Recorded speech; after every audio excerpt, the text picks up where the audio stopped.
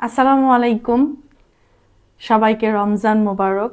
প্রথম ইফতারি আজকে এবছর। গত বছর করেছি আর আজকে 1 বছর পর আবার সেই দিন চলে আসছে আলহামদুলিল্লাহ। তো সারাদিন রোজা ছিলাম। তো আমি আজকে আমার জন্য যে ইফতারির আয়োজনগুলো করেছি, কেউ কিছু মনে করবেন না, শুধু সেটা আপনাদের সাথে একটু শেয়ার করার জন্য জাস্ট ভিডিওটা করা।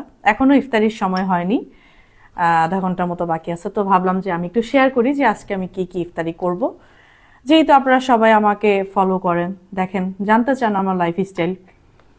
তো ফার্স্টে আমি যেটা খাবো সেটা হচ্ছে আমি টক দই দিয়ে দিয়ে চিয়া সিড ভিজিয়ে রাখছি আজকে দুপুর 12টার দিকে।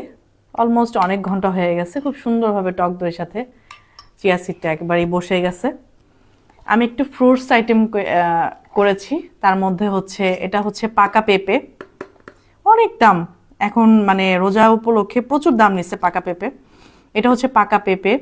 এই যে এটা হচ্ছে সবেদা, এটা হচ্ছে পাকা কলা, এটা হচ্ছে আপেল, আর এগুলো হচ্ছে খেজুর, যেটা ছাড়া ইফতার করা সম্ভবই না, নবীর সুন্নত। আর এখানে করেছি হচ্ছে পাইনাপেল, আনারস। এখানে আছে হচ্ছে কমলা, এখানে আছে হচ্ছে মালটা, এখানে রেখেছি 2টা শসা এবং 2টা সিদ্ধ ডিম। আর এই তো আমার ফেভারিট শরবত। এই শরবতটা কিসের অনেকেই বলেন, ভাববেন যে ট্যাঙ্কের শরবত। না, আমি কখনোই ট্যাঙ্কের শরবত খাই না এবং আমার শরবতে কখনোই চিনি মিক্স থাকে না।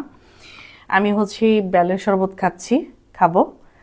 আমি শরবতটা ঢেলে দেখাচ্ছি। এই যে বেলের শরবত, পাকা বেলের শরবত, এবং উইদাউট চিনি, সুগার, মানে একেবারে চিনি ছাড়া। আর এই যে দেখতে পাচ্ছেন এই চিয়া সিড আর হচ্ছে টক দই, এটার সাথে আমি মিক্সড করব হচ্ছে কিছু পাকা পেঁপে। কিছু পাকা পেঁপে মিক্সড করব। আমি এখনই মিক্সড করে ফেলছি, কারণ ইফতারির সময় হয়ে যাচ্ছে। আমি অল্প কিছু পাকা পেঁপে নিচ্ছি, অল্প কিছু অ্যাপেলটা অল্পই নিব, এত ভালো লাগে না। আর হচ্ছে বানানা নিচ্ছি, কলা একটু বেশি করে নিব, কারণ চিয়া সিডের সাথে কলাটা যায় এবং ভালো লাগে। আর আমি এটার সাথে একটা খেজুর উপরে রাখছি, খাওয়ার সময় খেয়ে নিব। ফার্স্ট টাইম আমি এটা খাবো, সেকেন্ড টাইম আমি হচ্ছে একটু ডিম সিদ্ধ 2টা খাবো, যেহেতু আমি সারাদিন রোজা রেখেছি। আর আমাদের যাদের ওয়েট বেশি, তারা লং টাইম যখন না খেয়ে থাকে, তখন তাদের সুগারে মানে ইনব্যালেন্স হয়ে অতিরিক্ত দুর্বল লাগে, মাথা ঘোরা ঘোরা লাগে, বমি বমি লাগে, পাশাপাশি মানে খুব খুব বিশৃঙ্খলা হয়ে যায়, শরীরটা ভালোই লাগে না। এই যে আমার বেলের শরবত, এটার ভিতরে কোনো চিনি ছাড়া একেবারে ফ্রেশ বেলের শরবত। তো আজকে আমার এটাই ইফতারির আয়োজন। আপুরা ভাইয়ারা, আপনারা কে কোথা থেকে দেখলেন এবং আজকে কি ইফতারি করবেন, সবাই অবশ্যই একটু কমেন্ট সেকশনে জানিয়ে যাবেন। থ্যাংক ইউ সবাইকে, ধন্যবাদ।